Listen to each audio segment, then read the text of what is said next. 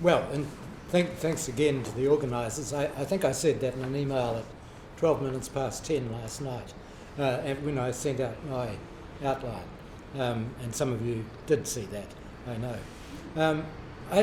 When I think about some of these issues, I go between the very specific and the very general, and I find that movement between the specific and the general often very helpful. Last night we were at an event just up at the National Library, and there was a portrait there of a woman. It's a portrait that needs to be cleaned up, and money was being sought for that purpose by the Turnbull Library. And she was in mourning, and she had lost, she's a New Zealander, she'd lost 3 children to scarlet fever. And when I walked down the hill through the lovely botanic gardens, through the cemetery, there is one plaque that has 3 children dying of the plague at very young ages. There's also a plaque in Chinese for a Chinese seaman who died of the plague. And then I think about much bigger issues at times to try to get away from just that kind of awful detail. And I've been struck today by the use of the word sovereignty, which I think is a word that should just be banned from the language, because all that the UN Charter talks about is sovereign equality. It doesn't say states are sovereign. How could 194, or however many there are, states be both sovereign and equal? It's an impossible idea.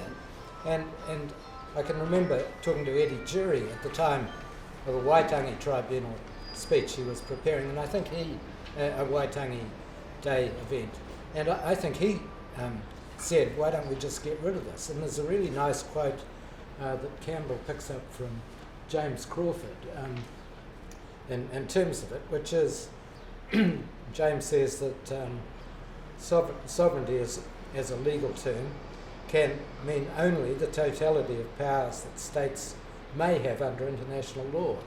And I mentioned earlier that I came to Wellington and joined the department as it then was of External Affairs 60 years ago, and one of my jobs was to fill out the treaty register and to add new pages to it and to fill in the new states that were signing up, say, to the statute on the regime of ports, although I don't think there were any new state parties to that. But I was aware of the fact that New Zealand was subject to a whole lot of international law governing a huge amount of trade and intellectual property and the health regulations that existed at that time, and so on and so on. All of the stuff about shipping and surprising to me about labour, because going back to the first session today, one of the striking things is in terms of the International Labour Organisation, established just over 100 years ago, is that it provides for equal pay for work of equal value for women. I mean, that's 1919, and it's still something that's being pursued. And it also states the very important proposition that labour is not a commodity. So I realised really quite quickly that all the rubbish I'd learned about Parliament being sovereign, all of that stuff about Dicey, was completely wrong. And in fact, Dicey's book is about the introduction to the Constitution of England. He forgets about the fact that he's within the United Kingdom, and of course the Scots have never accepted that the Parliament at Westminster has sovereign powers. And when it joined the European Economic Community, there were cases in the House of Lords, and there's a very good case note by Bill Wade, which says, this judgment actually recognises a revolution. The Grundnorm has moved. So all of that talk, and therefore I don't like expressions like shared sovereignty and so on either. I think it's a word that just constantly gets in our way, and it creates real problems in terms of the Treaty of Waitangi, because the Treaty of Waitangi isn't just Article 1. It's got Article 2, protecting Te Tino Rangatiratanga, and and then there's Article 3, as was discussed earlier on. So there's that problem of just language and communication. But coming more specifically to the international issues and picking up on some of the things that have just been said and looking at the list that you've got, we do have, looking at the last paragraph of that note there that you have, we do have this long established proposition. Sorry, you can get we do have that long established proposition about risk activities which risk causing significant harm across national boundaries.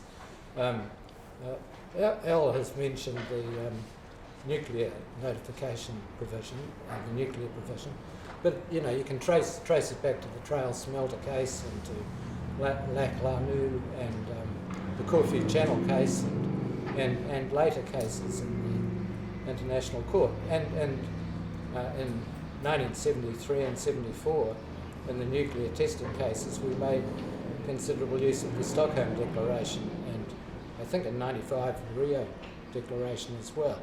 And so there is that very broadly established proposition that you've, as a state, you've got to take action in respect of any major risk causing significant harm across national boundaries. And then you get into the detail that is written in quite a number of documents, and I mentioned some of them there. In terms of the prospect of further binding instruments, I'll just pick out one that's there.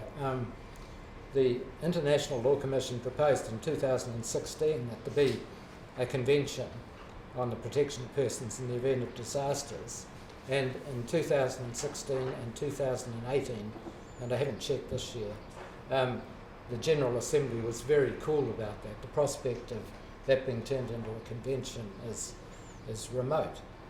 But coming more specifically now to the health regulations, just adding a point to what Al said, I think Article 5 is important along with the annex relating to it, because it requires states to build up their capacity to detect, assess, notify and report events in accordance with the regulations, and then there's the lengthy annex that deals with that. So there is that obligation of surveillance, and that's like the obligation that is to be found in other specific treaties as well. The regulations then run on in more general terms, as he's indicated, and one of the important changes that was made in 2005 was that instead of listing, thinking of the people I thought about when I walked down that path, it no longer lists specific matters, specific diseases. That's in very general terms. And it includes, because there's a provision there about notifying the International Atomic Energy Agency, it contemplates as well disasters going across borders as a result of a nuclear meltdown of some kind. I should just say a quick word about the Maritime Labour Convention and to which Karen referred earlier. And it does require action by ship owners and by the flag states, and there have been some pretty horrendous things happening at sea. I had a figure of 200,000, you had 400,000, but anyway, there are a huge number of seafarers who are stranded either at sea or on land. Only 25% of the changes have taken place, but there's been important initiatives recently by 15, I think it is, major states trying to get action through their own ports, through the ILO, the IMO, WHO and so on. The KO is involved as well, to get people being transferred. Singapore in September adopted a scheme for facilitating safe rotation, and the Australians last week said that it announced the return to the Maritime Labour Convention rules, which provide that there can't be you can't be at sea for more than 11 months. And so there is that action at the national level, and there's been an appeal by the International Transport Federation for others to follow. So there's a need for national action as well as international. Just a very last point about the WHO budget.